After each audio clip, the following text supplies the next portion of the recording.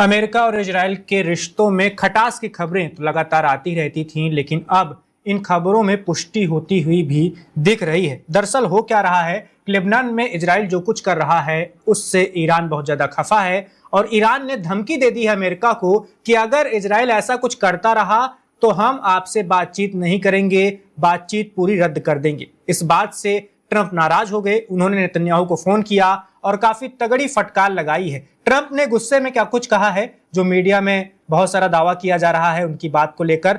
Trump ने कहा Netanyahu से, तुम पागल हो गए हो क्या? आखिर तुम क्या कर रहे हो? मेरा एहसान मानो, अगर मैं नहीं होता तो तुम जेल में होते। मैं तुम्हें बचा रहा हूं, लेकिन अब हर कोई तुमसे नाराज है, हर कोई इजराइल से भी नाराज है। ऐसा कहना है ट्रंप का नेतन्याहू से फोन पर। इसके साथ ही पिछले 24 घंटे के 5 बड़े अपडेट्स के बारे में भी जान लेते हैं। कुवैत में अमेरिकी ठिकानों पर हमला किया गया है ईरान के द्वारा। ये सब खबर तो आपने पढ़ी ली होगी। इसके अलावा अमेरिका ईरान की बातचीत फिर से शुरू हो गई है, जिस बातचीत को लेकर मैंने कहा कि ईरान धमकी दे रहा है कि इजराइल से बोलो लेबनान में वो शांत हो जाए, नहीं तो हम बातचीत ये बंद कर देंगे। तीसरा बड़ा अपडेट ये है, लेबनान पर हमले से ईरान नाराज है, जो मैं आपको बता ही चुका हूं। ईरान के द्वीपों पर अमेरिकी हमला हुआ है, अमेरिकी सेंट्रल कमांड ने ऐसा दावा किया है। इसके अलावा पांचवें बड़े अपडेट की बात करूं तो ईरान डील में परमाणु मुद्दों का साफ साफ जिक्र है, यानी परमाणु मुद्दे पर भी बातचीत होगी। ये डील का एक अहम हिस्सा है। तो इन्हीं सारे अपडेट्स पर आज हम बात करेंगे। ट्रंप नेतन्याहू में जो खटास आई है उस पर बात करेंगे। आगे क्या हो सकता है ये भी अपने विशेषज्ञों से जानने की कोशिश करेंगे।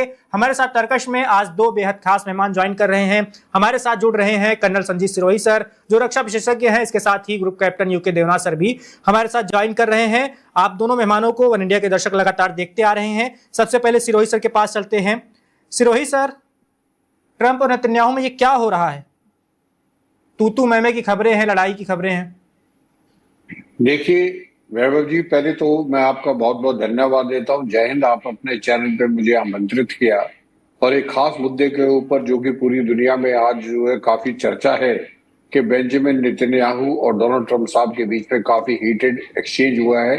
बल्कि डोनाल्ड ट्रंप साहब ने जो लैंग्वेज इस्तेमाल करी है, मुझे नहीं लगता कि वो नॉर्मल कोई इंसान भी इस्तेमाल करता होगा, जो कि एक प्रेसिडेंट ऑफ अमेरिका जो कि जिनकी इतनी अच्छी छवि होनी चाहिए, उसके बावजूद वो ऐसी लैंग्वेज यूज करते हैं। तो वो डोनाल्ड ट्रंप साहब का स्टाइल है।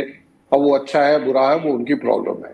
अब देखिए इसकी वजह ये है साफ, डोनाल्ड ट्रंप साहब बहुत फ्रस्ट्रेटेड है। वो जल्दी से जल्दी डील करना चाहते हैं ईरान के साथ। एक तरफ तो वो ईरान से परेशान है क्योंकि जो उन्होंने सोचा था कि ईरान जो है घुटनों के ऊपर आ जाएगा और उनकी सारी शर्तें मान लेगा, और जिस तरीके से वेनेजुएला में उन्होंने जो है एक दिन में ही तख्ता पलट कर दिया, उसी तरीके से वो ईरान में नहीं कर पाए हैं। लेकिन अब दुनिया को दिखाने के लिए वो चाहते हैं कि दुनिया को ऐसा इंप्रेशन पड़े कि इस लड़ाई में अमेरिका जीत गया है और ये जीत जो है डोनाल्ड ट्रंप साहब की है। लेकिन उनकी इन बातों पे ईरान के ऊपर कोई असर नहीं पड़ रहा है और ईरान का रवैया आप देखिए दिन पे दिन जो है और ज्यादा जो है सख्त रवैया होता जा रहा है, जिसकी वजह से डोनाल्ड ट्रंप साहब जो है फ्रस्ट्रेट हो चुके हैं। इसके चलते इजराइल ने, बेंजामिन नेतन्याहू साहब ने 2 एक्शन लिए। एक तो उन्होंने बोला कि जो गाजा में ऑलरेडी 60% आईडीएफ बैठा हुआ है, गाजा की टेरिटरी 60% आईडीएफ के अंडर कमांड है, उसको बढ़ा के 70% कर दिया जाए।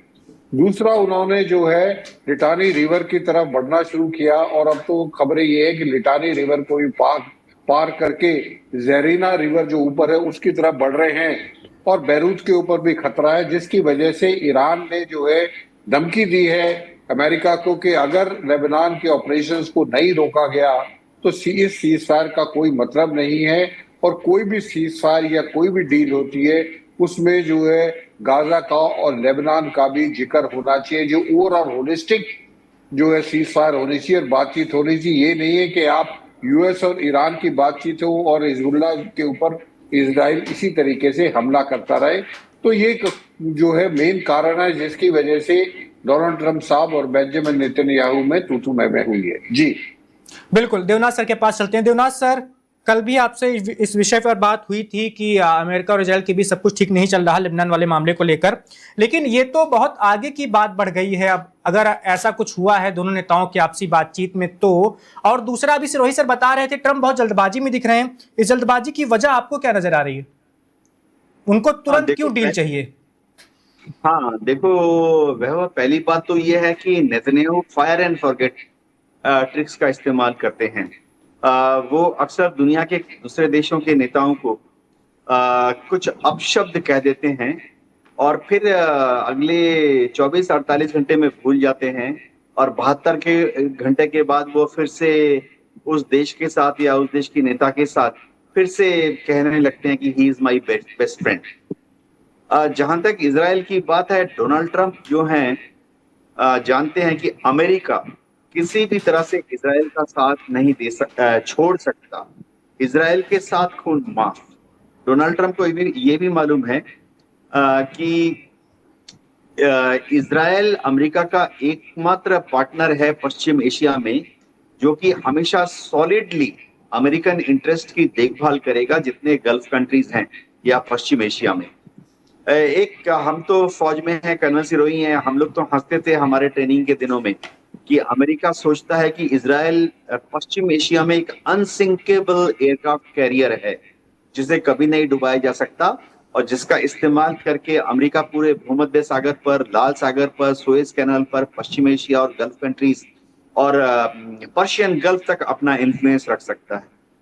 बाकी डोनाल्ड ट्रंप इतनी जल्दी में क्यों है? जल्दी में है अभी क्योंकि ऑलरेडी जून का महीना चालू हो गया है और डोनाल्ड ट्रंप के पास मिड टर्म इलेक्शन की तैयारियां करने के लिए ज्यादा समय है नहीं। रिपब्लिकन्स ने ऑलरेडी लाल रंग की घंटी बजा दी है, यह कह के कि डोनाल्ड ट्रंप जो हैं इस बार इलेक्शंस को सामने से लीड नहीं कर रहे हैं और एक माहौल नहीं बना रहे हैं जिसमें कि अनडिसाइडेड वोटर्स जो हैं वो रिपब्लिकन पार्टी की तरफ ड्रिफ्ट करें। तो हो क्या रहा है? हो ये रहा है कि डेमोक्रेट्स शुरुआती दौर से ही इस जंग के, ईरान जंग के, डेमोक्रेट्स एक माहौल पैदा कर रहे हैं काफी सक्सेसफुली कि अमेरिका को इस जंग में कूदना नहीं था। अमेरिका, डोनाल्ड ट्रंप बेवजह इस जंग में कूदे, उनका कोई लक्ष्य नहीं था, एम नहीं था और अब वो समझ नहीं पा रहे हैं कि इस जंग से अमेरिका को कैसे निकाला जाए। तो इसमें डेमोक्रेट्स बहुत हाईली सक्सेसफुल हो रहे हैं। तो उनके पास मात्र 2 या 3 महीने का समय है जिसमें कि वो इस जंग को बंद करें, यह कह के कि अमेरिका के उद्देश्य पूरे हो गए हैं। अमेरिका जो है इजराइल को बचाने में, ईरान के शिकंजे से बचाने में सक्सेसफुल हो गया है। तो मिड टर्म इलेक्शन में सब लोग वोट करें रिपब्लिकन पार्टी के लिए। वैभव, एक सेंटेंस बोलना चाहूंगा। डोनाल्ड ट्रंप जो हैं जब अपने बड़बोलेपन के लिए जाने जाते हैं, शायद जब उन्होंने नेतन्याहू को डांटा तो ये उनकी एक्टिंग का एक हिस्सा होता है। हम सोचते हैं कि प्रीमेडिटेटेड नहीं है, यानी शायद अचानक उनसे मुंह से निकल गया। ये समझना पड़ेगा। कई दुनिया के साइकोलॉजिस्ट, साइकियाट्रिस्ट उनका अध्ययन करके कह रहे हैं कि वह इस तरह के शब्दों का इस्तेमाल जानबूझ के करते हैं। ज़ेलेंस्की को भी उन्होंने ठंडा कर दिया था वर्ल्ड कैमरा के सामने। अभी नेतन्याहू को भी जब वो थोड़ी सी चोट पहुंचाने चाहती हैं, थोड़ा सा शॉक एंड आव पैदा करना चाहते हैं नेतन्याहू के मन में और मस्तिष्क में, तो वह ऐसे प्लान तरीके से नेतन्याहू को बोलते हैं बस एक झटका देने के लिए। उसके बाद ही उन्हें मालूम है कि नेतन्याहू तो बेस्ट फ्रेंड है दुनिया में। जी बिल्कुल। सिरोही सर के पास चलते हैं। सिरोही सर, अगर फोन कॉल पे इतना कुछ हो चुका है तब आगे क्या होगा? क्या नेतन्याहू अब बात मानने वाले हैं ट्रंप की और वो लेबनान में अपने अभियान को खत्म करेंगे, रोकेंगे, या वो अड़े रहेंगे? आपके हिसाब से क्या करने वाले? देखिए वैभव जी, इस लड़ाई में जो कि 3 देश इन्वॉल्व है, इजराइल, ईरान और अमेरिका, इन तीनों में से सबसे क्लियर जो इंसान है वो बेंजामिन नेतन्याहू है। उसको डे 1 से पता है कि उसे क्या करना है, उसके ऑब्जेक्टिव बिल्कुल क्लियर है और वो अपने ऑब्जेक्टिव्स की तरफ बढ़ रहा है। और बेंजामिन नेतन्याहू या इजराइल वो देश है जो कि किसी भी को अगर आप एक रॉकेट मारोगे तो वो 10 जो है रॉकेट या 10 गुना उसको स्ट्राइक करेगा। और बेंजामिन नेतन्याहू, डोनाल्ड ट्रंप साहब ने उनको बोला है, तो हो सकता है वो बेंजामिन नेतन्याहू साहब बैरूत पे हमला ना करें, लेकिन उन्होंने अपनी जो स्टेटमेंट दी है after this call between him and Donald Trump, उन्होंने साफ किया है कि आईडीएफ के ऑपरेशन सदर्न लेबनान में जारी रहेंगे। इसका मतलब ये है कि जो उनका लिटानी रिवर को उन्होंने पार किया और जहरीना रिवर जो ऊपर है वहां तक वो ऑपरेशंस करेंगे और उनका मकसद ये है कि उतने एरिया को कब्जा कर लिया जाए जहां से हिजबुल्ला नदर्न इजराइल के जो शहर या गांव है उनके ऊपर हमला करता है। बेंजामिन नेतन्याहू को भी पता है कि ये ज्यादा दिन ऑक्यूपेशन नहीं चल सकता, लेकिन ये एक टैक्टिकल ऑब्जेक्टिव है, स्ट्रेटेजिक ऑब्जेक्टिव नहीं है। टैक्टिकल ऑब्जेक्टिव ये है कि जहां से हिजबुल्ला रॉकेट मार रहा है उस जगह को हम कब्जा कर ले ताकि हमारे ऊपर उस जगह से रॉकेट या ड्रोन्स के हमले ना आए। तो मुझे नहीं लगता है कि जो है ये बेंजामिन नेतन्याहू साहब जो है ज्यादा डोनाल्ड ट्रंप साहब की मानेंगे। हाँ, बैरूत के ऊपर या सदर्न बैरूत के ऊपर वो हमला ना करे। जी बिल्कुल, अगले सवाल की ओर बढ़ते हैं, देवनाथ सर के पास चलते हैं। देवनाथ सर, ईरान के एक सांसद हैं, रईसी उनका नाम है, उन्होंने कहा है कि हम पूरी तैयारी में हैं और हम चाहते हैं कि हम व्हाइट हाउस पर भी हमला करें और ट्रंप का खात्मा कर दें उनका कार्यकाल खत्म होने से पहले। सबको पता है, बढ़ चढ़कर बातें ईरान के नेता करते आ रहे हैं, उधर से भी ऐसी बातें कही जाती है, लेकिन ये बात तो सच है कि ईरान में एक बदले की भावना तो है वहां की आम जनता में, जिनकी श्रद्धा, जिनकी आस्था सर्वोच्च नेता अली खामनेई के लिए थी। उनकी मौत के बाद क्या आपको लगता है कि ऐसा कोई प्रयास किया जा सकता है, मिसाइल हमला ना हो लेकिन फिर भी ट्रंप पर हमले की कोशिश हो? हम देख चुके हैं चुनाव के दौरान उन पर हमला हुआ भी था एक। हाँ वैभव, देखो जहां तक ईरान की बात है, हमें लगता है कि यह शायद सही हो ऐसी खबरें। देखो वैभव, ईरान को मालूम है कि अमेरिका से जो खतरा मोल लेना है, कितना खतरा मोल लेना है। क्या ईरान अपनी सीक्रेट सर्विसेज का इस्तेमाल करके वाकई डोनाल्ड ट्रंप पर हमला करना चाहेगा? यह शायद ईरान की जो इंटेलिजेंस एजेंसीज हैं उनको भी मालूम है कि बहुत संभव नहीं है। सबसे बड़ी बात है कि ईरान को मालूम है कि इससे हासिल कुछ नहीं होगा, वरन उल्टा दांव पड़ सकता है कि अगर कोई ईरानियन एजेंट पकड़ा गया अमेरिकन सीक्रेट सर्विस द्वारा या FBI द्वारा, तो फिर उस सीक्रेट सर्विस का ईरानियन सीक्रेट सर्विस को तो वो लोग लाई डिटेक्टर टेस्ट कराकर उसका मुंह खुलवा लेंगे। तो फेंका हुआ पासा, फेंका हुआ दांव उल्टा पड़ जाएगा। ये डोनाल्ड ट्रंप का टेन्योर और 2 साल बाकी है। और देखो, ठीक है, टेंशन तो अमेरिका के जितने राष्ट्रपति हुए हैं पिछले 40 साल में, इंक्लूडिंग जो बाइडेन जो इसके पहले थे, सभी ने ईरान के साथ काफी टेंशन पैदा की है। डोनाल्ड ट्रंप को मार के ईरान को स्ट्रेटेजिक लेवल पर, टैक्टिकल लेवल पर या मनोवैज्ञानिक लेवल पर भी कुछ हासिल नहीं होगा। हाँ, पश्चिमी मीडिया में इस तरह के खबरें प्लांट की जाती हैं, ज्यादातर मोसाद के द्वारा, क्योंकि मोसाद चाहता है कि अमेरिका को डरा के रखे ईरान से। मोसाद खुद इस तरह के प्लानिंग करता रहता है ईरान के ऊपर। ईरान के साइंटिस्ट, ईरान के जनरल्स को वो दर्जनों को मार चुका है। ये शायद देवनाथ सर, आप कहना चाह रहे हैं कि अमेरिका के राष्ट्रपतियों को लेकर जो धमकी आती है उसमें भी मोसाद का हाथ होता है? हाँ वैभव, ये बहुत इंटरेस्टिंग है। मोसाद और इजराइल की अलग अलग जो एजेंसीज हैं वो कई बार अमेरिका को धमकाती नहीं है, लेकिन इस तरह के फॉल्स फ्लैग ऑपरेशन कर देती हैं ताकि अमेरिका जो है वो सावधान हो जाए और ईरान से थोड़ा दूरत्व बढ़ा ले, या इजराइल के साथ अमेरिका और चिपक जाए। इस तरह के इंडिकेशंस पहले भी कई बार आए हैं। ये वैभव, मोसाद के जो ऑपरेशंस हैं वो साइकोलॉजिकल लेवल पर बहुत ज्यादा स्ट्रांग होते हैं।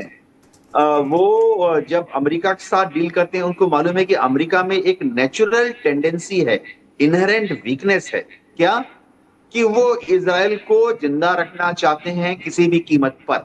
लेकिन इजराइल उससे ज्यादा चाहता है।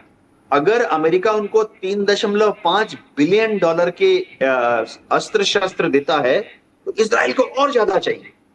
अगर अमेरिका इजराइल को $500 मिलियन के इंटरसेप्टर्स मिसाइल मुफ्त में देता है, तो इजराइल कहता है नहीं नहीं ये तो कम है, ये तो मैं दाग दिए खत्म हो गए, और दे दो। तो उसका तरीका क्या है? उसका तरीका है एक, ईरान को अमेरिका के सामने एज ए विलेन और as a capable, potential capable, यानी कैपेसिटी भी है, केपेबिलिटी भी है, इस तरह के विलन के हिसाब से पेंट करो। ये ट्रिक वो करते रहते हैं। उन्होंने इस तरह का ट्रिक दूसरे देशों के खिलाफ भी काफी सक्सेसफुली एंगेज किया है, जिससे कि अमेरिका भ्रमित होकर इजराइल के चुंगल में और ज्यादा फंस जाता है। जी बिल्कुल, सिरोही सर के पास चलते हैं इसी सवाल को लेकर। सिरोही सर, देवनाथ सर तो जवाब दे ही चुके हैं, वैसे भी ये बढ़ चढ़कर ही किया गया दावा लगता है, लेकिन क्या सच में ऐसा कोई गंभीर प्रयास किया जा सकता है ट्रंप को लेकर, नेतन्याहू को लेकर, ईरान के द्वारा, ईरान की जो खुफिया इकाइयां होती हैं उनके द्वारा? और मोसाद को लेकर जो देवनाथ सर ने बताया, उसको लेकर भी तमाम तरह की खबरें आती है। अमेरिकी राष्ट्रपति जॉन एफ कैनेडी का जब मौत हुई थी, उनकी हत्या हुई थी, उसमें भी कहा गया था कि हो सकता है इजरायली एजेंसियों का हाथ हो। ऐसी तमाम खबरें आती रहती हैं, दावे किए जाते रहते हैं, जिनकी कभी पुष्टि नहीं हो पाई। तो इस पर आपका क्या मानना है? देखिए, जहां तक सवाल है, देवनाथ जी ने काफी विस्तार में जो है ये पूरा बताया है, पर इसमें मेरा ये मानना है कि हो सकता है कि ईरान की जो सिक्योरिटी एजेंसीज हैं या सरकार है, वो अपनी तरफ से ऐसा प्रयास ना करें कि वो डोनाल्ड ट्रंप साहब को या बेंजामिन नेतन्याहू को मारने का कोई ना कोई साजिश रचे। पर देखिए, जो जिस तरीके से उनके स्पिरिचुअल लीडर को मारा गया है और जिस तरीके की उसकी फॉलोइंग थी, तो ऐसा नहीं हम रूल आउट कर सकते कि कोई ना कोई फिदाइन जो है हमला डोनाल्ड ट्रंप के ऊपर या बेंजामिन नेतन्याहू के ऊपर एज ए इंडिविजुअल या कोई ऑर्गेनाइजेशन जो कि गवर्नमेंट ऑर्गेनाइजेशन ना हो, कोई संगठन हो, कोई टेररिस्ट ऑर्गेनाइजेशन हो, वो हमला करे। और ये कोई बड़ी बात नहीं है, क्योंकि इसमें इमोशनल एंगल इन्वॉल्व है, इसमें जो आपका साइकोलॉजिकल एंगल इन्वॉल्व है कि आप किसी देश को, जिसकी देश के उस इंसान की इतनी फॉलोइंग थी, जो पिछले 47 साल से जो है उस सोच के लोगों को वहां पे फॉलो कर रहे थे, अगर उसको आप मार देते हो और उसके बाद जो आप ये चाहें कि उनके ऊपर कोई हमला ना हो, तो मुझे नहीं लगता कि कोई इस चीज को बर्दाश्त करेगा। तो आने वाले समय में खतरा दोनों के ऊपर ही बना रहेगा। अब वो सिक्योरिटी एजेंसीज जो है इतनी सतर्क रहे कि वो खतरे को जो है दूर करने की कोशिश करे और ऐसा ना होने दे। लेकिन ये जरूर है कि कोई ना कोई जो है फिदाइन अटैक जो है जरूर किया जाएगा, और कोई इतना मुश्किल काम नहीं है। अगर 2001 में अगर जो है 9/11 में अगर इतना बड़ा केस करके कि पूरे वर्ल्ड टावर को गिरा दिया जा गया, पेंटागन के ऊपर हमला किया, कई जगह हमला किया, तो अगर कोई ऑर्गेनाइजेशन, टेररिस्ट ऑर्गेनाइजेशन चाहे तो वो कोशिश कर सकती है। जी बिल्कुल, अगले सवाल की ओर आगे बढ़ते हैं, देवनाथ सर के पास चलते हैं। देवनाथ सर, इस युद्ध और इस तनाव के बीच जो कभी खाड़ी में, मध्य पूर्व में है, ईरान इजराइल को तो अपना दुश्मन मान ही रहा है, वहां पर अमेरिका उसका दुश्मन है ही, लेकिन यूएई को लेकर भी वो बहुत ज्यादा सख्त हो रहा है। यूएई को लेकर भी ईरान की बयानबाजियां ईरान से जो आ रही हैं वो काफी अच्छी नहीं है। यूएई की ओर से भी ऐसा कहा जा रहा है कि ईरान बढ़ चढ़कर जो बातें करता है, उसकी जो महत्वाकांक्षा है, उसकी भरपाई बाकी देश कर रहे हैं। यूएई के जो राष्ट्रपति के सलाहकार हैं अनवर, उन्होंने कहा है, बयान दिया है, उन्होंने कहा है कि बढ़ी चढ़ी क्षेत्रीय महत्वाकांक्षाओं की कीमत इस वक्त खाड़ी के सभी देश चुका रहे हैं। ईरान की वजह से सब परेशान हैं। आपको क्या लगता है, यूएई के बारे में ईरान ये भी दावा करता है कि इजराइल से उसकी घनिष्ठता कुछ ज्यादा ही बढ़ रही है? सिरोही सर से इस सवाल का जवाब लेते हैं। Sirohi sir, UAE versus Iran, नए दुश्मन आ गए अब ईरान के। देखिए, ऐसा है वैभव जी कि जब आप किसी भी देश के ऊपर बिना उसका यूएई का कोई मतलब नहीं था ईरान के साथ झगड़ा करने में, लेकिन अगर ईरान जो है उसको पनिश करना चाहता है सिर्फ इसलिए कि वो जो है अमेरिका के नजदीक है, वहाँ की जो है इकोनॉमी है वो बहुत ज्यादा तरक्की कर रही है, वो दुबई जो है फाइनेंशियल कैपिटल है, एक टूरिस्ट हब है, अगर ये सब चीजों को मद्देनजर रखते हुए अगर ईरान उसके ऊपर हमला करेगा, तो लाजमन बात है कि यूएई भी जो है उसके ऊपर जो है हमला करेगा या हमला करने की सोच सकता है, नंबर वन। नंबर दूसरा, यूएई ने जो है इजराइल ने यूएई को एयर डिफेंस सिस्टम दिया, तो उसकी वजह से भी ईरान नाराज है कि यूएई जो है इजराइल के नजदीक जा रहा है। कोई भी देश अगर इजराइल के नजदीक जाएगा तो ऑटोमेटिकली वो ईरान का दुश्मन बन जाएगा। इसीलिए आप देखेंगे कि जो है जो बाकी खाड़ी के देश है वो न्यूट्रल हैं, हमला होते हुए भी वो कुछ नहीं कर रहे हैं, क्योंकि उनको पता है कि लड़ाई तो कभी भी बंद हो जाएगी, लेकिन अपने प्रॉक्सीज के जरिए जो ईरान के प्रॉक्सीज हैं, चाहे वो हिजबुल्लाह है, चाहे वो जो है हमास है, हूतीज हैं या और हैं, उनके जरिए जो है इन देशों में इंस्टेबिलिटी फैलाई जाएगी, टेररिज्म फैलाया जाएगा। तो कोई भी देश जो है खुल के सामने नहीं आ रहा है। यही वजह है कि सिर्फ यूएई सामने आया है और उसके लिए इजराइल ने उनको जो है अपने एयर डिफेंस सिस्टम दिया है, जिसकी वजह से यूएई ने काफी जो, क्योंकि सबसे ज्यादा जो ड्रोन्स और मिसाइल्स जो ईरान ने दागे हैं वो यूएई के ऊपर दागे हैं, तो इसलिए जो है यूएई ने अपना जो है बंदोबस्त इजराइल के थ्रू कर दिया है।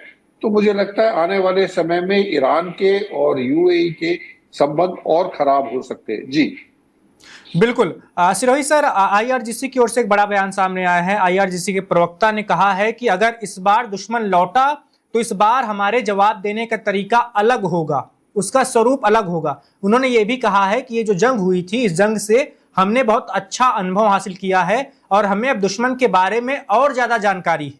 आपके हिसाब से अगर युद्ध फिर से शुरू होता है तो किस तरह का अलग तरह का जवाब दे सकता है ईरान? इस बार तो सबको चौंकाया था खाड़ी देशों पर हमला करके, अब और क्या कर सकता है वो?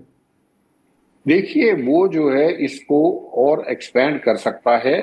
जैसे उन्होंने कहा कि अब तक तो सिर्फ रीजनल था, लेकिन अब इसको और एक्सपेंड किया जाएगा। तो उस एक्सपेंशन में जैसे एक बारी खबर आई थी कि डिएगो गार्सिया के ऊपर जो है 2 मिसाइल दागी गई थी, लेकिन वो दागी गई थी नहीं गई थी, उसकी जो है पुष्टि नहीं हो सकी।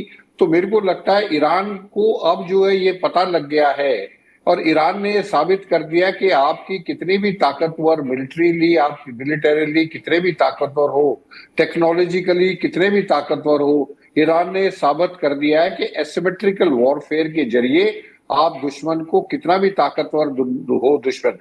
आप देखिए, अमेरिका और इजराइल से ज्यादा टेक्नोलॉजिकली एडवांस और मिलिट्री स्ट्रेंथ में मेरा ख्याल कोई भी देश जो उनके मुकाबले का नहीं है, लेकिन उसके बावजूद जो है ईरान ने एसिमेट्रिकल वॉरफेयर करके पूरे के पूरे को जो है पूरा तख्ता पलट दिया, जो कभी अमेरिका सोच भी नहीं सकता था।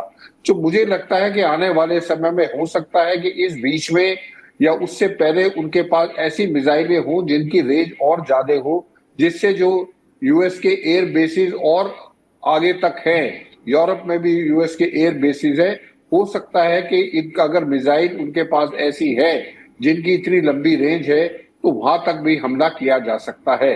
और ये साबित कर दिया मिडिल ईस्ट में कि अगर अमेरिकन बेसिस मिडिल ईस्ट की कंट्रीज को पहले ये गलत वो था, इरादा था उनका, गलत सोच थी कि अगर अमेरिकन बेसिस हमारे देश में हैं तो हम बिल्कुल सिक्योर है, हमारे ऊपर कोई कुछ नहीं कर सकता। लेकिन ईरान ने यह साबित कर दिया कि अमेरिकन बेसिस होने के बावजूद भी हम तुम्हारे ऊपर हमला कर सकते हैं। और यहां तक खबरें हैं कि 20 अमेरिकन साइट्स के ऊपर हमला किया गया जिनको तबाह किया गया है। तो साफ अंदाजा लगाते हैं कि ईरान का जो है पलड़ा तब भी भारी था, ईरान का पलड़ा आज भी भारी है। जब चाहे ईरान जो है स्ट्राइक कर सकता है। जबकि डोनाल्ड ट्रंप साहब ये कह रहे हैं कि हमने उनका जो है नेवी खत्म कर दी, हमने उनकी एयरफोर्स खत्म कर दी, हमने उनके एयर डिफेंस खत्म कर दिया, हमने उनको मिसाइल की क्षमता खत्म कर दी। अगर ये सब चीजें खत्म कर दी तो ईरान किस तरीके से जो जब चाहे रिटेलिएट करता है, अमेरिका हमला करता है तो ईरान भी हमला करता है। तो मुझे लगता है ईरान के पास अभी काबिलियत है और ईरान के पास अभी कुछ वेपन सिस्टम ऐसे हैं जो अभी तक इस्तेमाल नहीं किए गए। जी बिल्कुल। सिरोही सर, सोमवार देर रात इजराइल से एक बयान सामने आता है। मोसाद के चीफ जो हैं उन्होंने कहा है कि ईरान में सत्ता परिवर्तन हर हाल में होना चाहिए।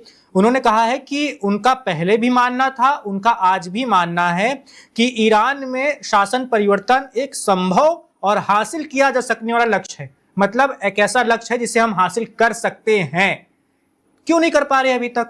28 फरवरी वाला हमला हुआ था तो सबको लगा कि अच्छा अब हो जाएगा, खामने की मौत हो गई, बाकी लोगों की मौत हो गई, अब ईरान में तख्ता पलट हो जाएगा। ऐसा कुछ नहीं हुआ। तो ये इजरायली लोगों को इतना भरोसा होता कैसे है कि वो सत्ता परिवर्तन करा लेंगे, जबकि भरसक कोशिश करने के बाद अब तक नहीं करा पाए हैं? देखिए, अमेरिका जो इजरायलीज का मकसद, जो उनका ऑब्जेक्टिव था, वो क्लियर यही था कि सत्ता का परिवर्तन करना। लेकिन प्रॉब्लम ये है कि सत्ता का परिवर्तन जब तक नहीं हो सकता जब तक वहां की सोच, जो भी वहां पे आए उसकी सोच, इनकी जो मुल्ला लीडरशिप है उससे अलग होनी चाहिए। तो उनको लगता है कि क्योंकि देखिए, जो अभी इनके अयतुल्लाह खमैनी के जो बेटे हैं, उनका आज तक ये नहीं पता कि वो ईरान में है तो किस हाल में है।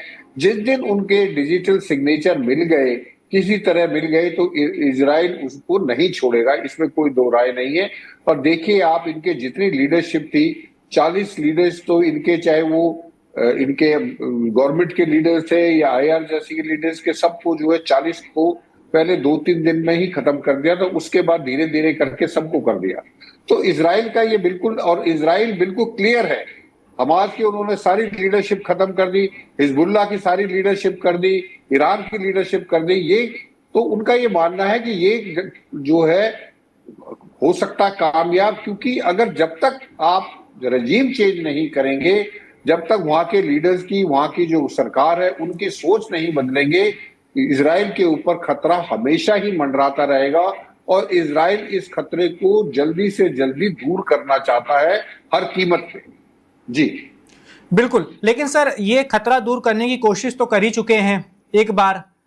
ऐसा कहा गया था युद्ध शुरू होने से पहले कि नेतन्याहू ट्रंप के पास पहुंचे थे, उन्होंने बहुत उकसाया था कि आपको वेनेजुएला में सफलता मिल चुकी है, ईरान में भी मिल जाएगी, यही सही मौका है, हमला कीजिए आप। ट्रंप बातों में आ गए, हमला कर भी दिया, लेकिन खामनेई भले ही मार दिए गए, लेकिन सत्ता परिवर्तन नहीं हो पाया। IRGC अभी भी वहां पर पहले जितनी ही मजबूत है, हो सकता है पहले से ज्यादा मजबूत हो गई हो, क्योंकि वहां के राष्ट्रपति को लेकर तमाम तरह की खबरें आती रहती है कि उनका खुद कहना है कि IRGC बहुत ताकतवर हो गई है, अब वही सब कुछ कंट्रोल कर रही है। तो अब सत्ता परिवर्तन हो नहीं पाया, क्या भविष्य में अमेरिका अब ऐसा कोई भी हमला करने से बचेगा, ऐसी कोई भी कोशिश करने से बचेगा?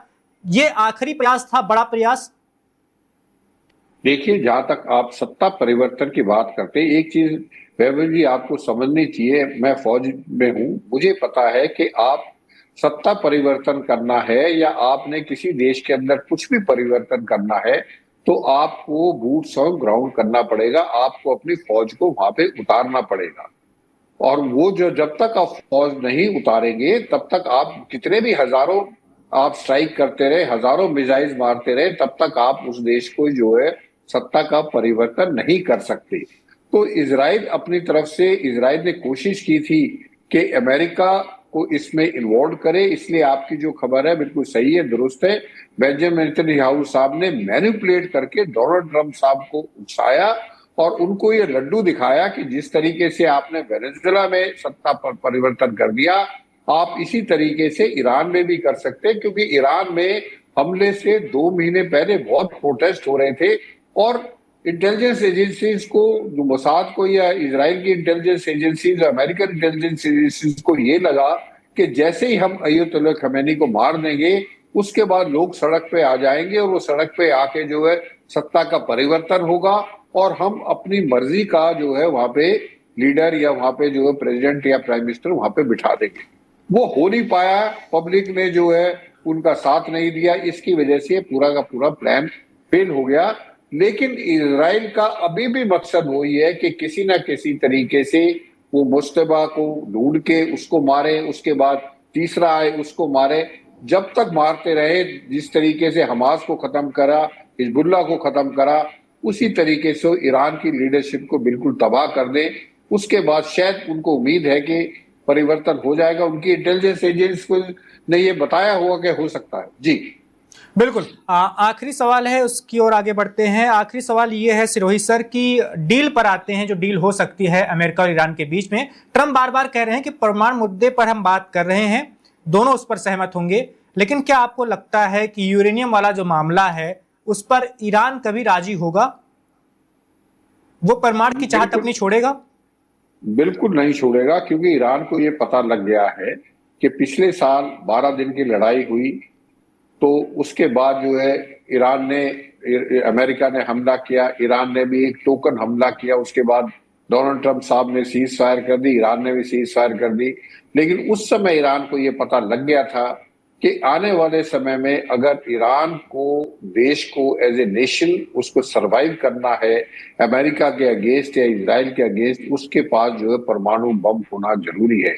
तो मेरा ये मानना है कि ईरान कभी भी, खास तौर पर जिस तरीके से IRGC का कंट्रोल बढ़ता जा रहा है नेगोशिएशन में, IRGC कभी भी एक्सेप्ट नहीं करेगी कि जो 440 kg एनरिच्ड यूरेनियम है 60%, उसको हैंड ओवर कर दिया जाए। वो बिल्कुल हैंड ओवर नहीं करेगी। ये सिर्फ जो है टाइम बाय कर रहा है ईरान इसलिए कह रहा है कि पहले मेमोर ऑफ अंडरस्टैंडिंग साइन हो, जिसमें न्यूक्लियर की बातें बाद में हो। पहले जो 2-3 चीजें हैं जो अमेरिका इंसिस्ट कर रहा है कि स्ट्रेट ऑफ हॉर्मुज खोली जाए, ईरान कह रहा है कि आप जो हमारे ऊपर जो एसेट फ्रीज किए हुए उनको डी फ्रीज करो, हमारे ऊपर जो सैंक्शंस लगी हैं उन सैंक्शंस को हटाओ, तब हम न्यूक्लियर मुद्दे पे बात करेंगे। तो बात यहाँ पे अड़ी हुई है। न्यूक्लियर मामले में यूरेनियम को वो बिल्कुल भी नहीं देंगे अमेरिका को, और जब तक अमेरिका अपने ट्रुप्स को ग्राउंड पे नहीं उतारेगा तब तक अमेरिका उसको यूरेनियम को हासिल नहीं कर सकता। तो मेरा ये मानना है कि ये डील कभी कामयाब नहीं होगी, क्योंकि अब ईरान को ये पता लग गया है कि चाबी जो है उनके पास है डील की, और वो चाबी है स्ट्रेट ऑफ हॉर्मुज। जी बिल्कुल। सिरोही सर, आपका बहुत शुक्रिया सर, वन इंडिया के साथ आप जुड़े और आपने महत्वपूर्ण बातें साझा की हमारे दर्शकों के साथ। तो अभी इस तनाव को लेकर अपडेट यही है, युद्ध को लेकर ताज़ा जानकारी यही है कि डील होने की बात कर रहा है अमेरिका की ओर से, कही जा रही है बात कि हाँ समझौता होने जा रहा है। इस समझौते पर ईरान राजी है और इसमें परमाणु वाला मुद्दा भी शामिल है। उधर ईरान की ओर से कहा जा रहा है कि परमाणु के मामले में हम सिर नहीं झुकाने वाले हैं, हम ट्रंप की हर बात नहीं मानने वाले हैं। ट्रंप अगर इतनी ही डील सफल होने की बात कर रहे हैं तो उनको सबसे पहले हमारी जब्त की गई संपत्तियों को छोड़ना चाहिए, इसके अलावा हम पर लगे प्रतिबंधों को हटाना चाहिए, ऐसा ईरान कह रहा है। तभी बात आगे बढ़ पाएगी। देखते हैं आगे क्या होता है। ट्रंप, नेतन्याहू और मुस्तफा खामेनी क्या फैसला लेते हैं अपने अपने देशों के लिए, और आगे ये तनाव बना रहता है, फिर से युद्ध शुरू होता है या फिर समझौता हो जाता है। जो भी होगा वो आपको वन इंडिया पर लगातार उसकी जानकारी मिलती रहेगी। देश दुनिया की और भी तमाम खबरें आपको वन इंडिया पर लगातार मिलती रहेगी। Subscribe to One India and never miss an update. Download the One India app now.